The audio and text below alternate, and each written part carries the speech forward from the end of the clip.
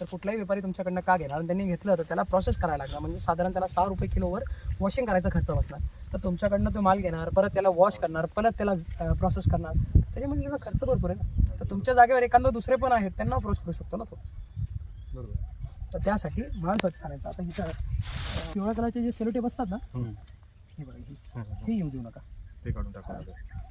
दिसतंय हे काढायला जरा कठीण असतो, जर नाही जमलं त्याला कट करून टाका. बोलते ना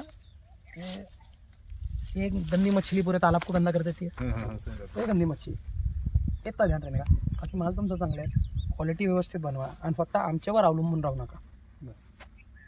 एक लक्षात घ्यायचं, तुम्ही माल तयार केला है ना, तर ते माल तयार केल्यानंतर त्या मालचा तुम्ही वापर कसा करायचा. इंडिया मार्टला फ्री रजिस्ट्रेशन असतो, फ्री ऑफ कॉस्ट, पैसे द्यायचं नाही, कुठलाही प्रीमियम सर्व्हिस घ्यायचा नाही.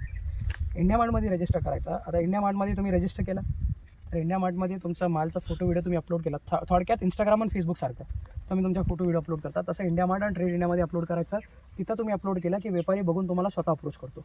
आणि कुठलाही फोन आला इंडिया मार्टवरनं तर समोरचा नंबर तुम्हाला आणि तुमचा नंबर समोरच्याला जात नाही. तर त्यासाठी काय करायचं, समोरच्याने म्हटलं ना, हा इंडिया मार्ट पे आपका स्क्रॅप देखा था, हा सब आपका मोबाईल नंबर दो ना, कॉल करतो आपको. एक हां व्यापारी बरोबर इथं साखर आणि इथं बर्फ ठेवायची, हे महत्त्वाचं आहे. आणि माल विकायमध्ये घाईगडबड करायचा नाही. मला समजू शकता तुम्ही बजेट प्लॅनिंग करताय, ही गोष्ट मला दिसून पण येते. पण बजेट प्लॅनिंगचा अर्थ असा नाही की 5 टन तुमच्याकडे तयार झाला, आता त्या 5 टन तुम्ही गडबडीत विकायचा विचार करताय, तर ते अजिबात करू नका. नाहीतर काय माहिती का, साधारण समजा मार्केटमध्ये तुम्हाला एक 30 रुपये 35 रुपये 40 रुपयाचा रेट भेटत असेल, तुम्ही घाई गडबड केली ती विकायला, तर काय होईल माहिती आहे का, समोरचा व्यापारी तुमच्या अडचणीचा वापर करणार आणि त्याचा गैरवापर करणार की जिथं तुम्हाला मार्केटमध्ये 40 भेटायला पाहिजे तिथं तुम्हाला 30 भेटणार. बरोबर आहे. तर तुमचाही उद्योग चालणार नाही व्यवस्थित. माल तयार झाला ना, बॅकअपला कधीही पैसे ठेवा. थोडेफार अडचण येतील पण बॅकअपला पैसे ठेवा, म्हणजे तुमचं काम चालू राहिलं पाहिजे.